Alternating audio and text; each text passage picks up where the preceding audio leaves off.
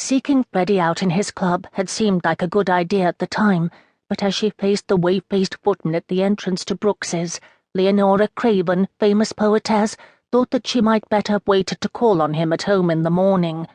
She was known for boldness in most things, but this might have been a bit too much. When Freddie arrived, however, flanked by Mannering and Trent, looking not one bit the worse for wear since her brother's death, her anger crowded out any misgivings she might have. If nothing else, her little stunt would cause talk, and the more talk there was about Lord Frederick Lisle, the better. It would make his entry into the Lords of Anarchy that much more believable. At the moment, he looked dangerous enough to belong to the infamous driving club.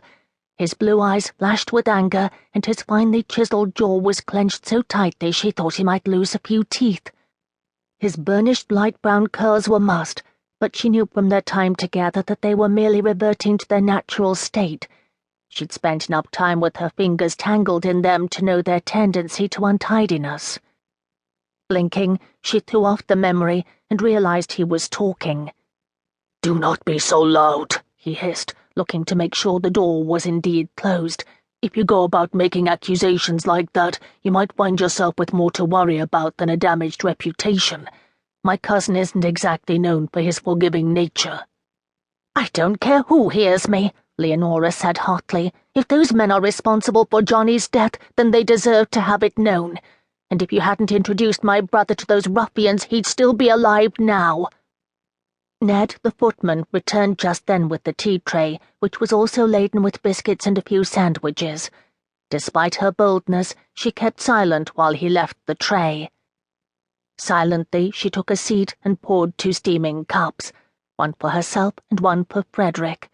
To her surprise, her hand shook as she passed his cup. Clearly she was more rattled to be in his presence again than she'd expected. Or it might be her recent lack of sleep. She'd not known the comfort of a full night's rest in weeks, not since Jonny had been killed. Not remarking on her obvious agitation, Freddie sipped from his cup, then spoke. "What makes you think that Sir Gerard and his lot killed Jonny?" His voice had lost its anger, and to Nora's dismay she felt tears welling up at the gentleness there. So long as she could keep her anger at the forefront of her mind, she could keep her finer feelings at bay, but kindness, especially from Freddie, made her feel exposed. Still, she was able to steel herself against the emotions after a few deep breaths. She had to remain calm for Jonny's sake. "Last week I received a letter," she said, paying close attention to her teacup rather than risking a glance at Freddie. "It was from Jonny. He'd had it sent by his solicitor in the event of his death." She felt stillness fall over the little room. "What did it say?" he asked, his voice calm despite the waves of curiosity she sensed emanating from him. "That he thought the club had found him out," Leonora said boldly, "but he'd hidden some important documents in the safe in his rooms, documents that would make it clear just what the Lords of Anarchy were up to." Freddie frowned. "Found him out about what?" "I haven't a clue," Leonora said with a shake of her head. "He didn't explain, and when I looked in the safe in his bedchamber it was open, but empty."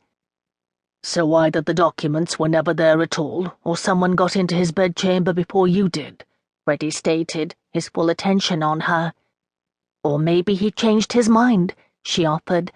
"Perhaps whatever it was about was resolved, but he forgot to tell his solicitor not to send the letter." "That's not like him," Freddie said.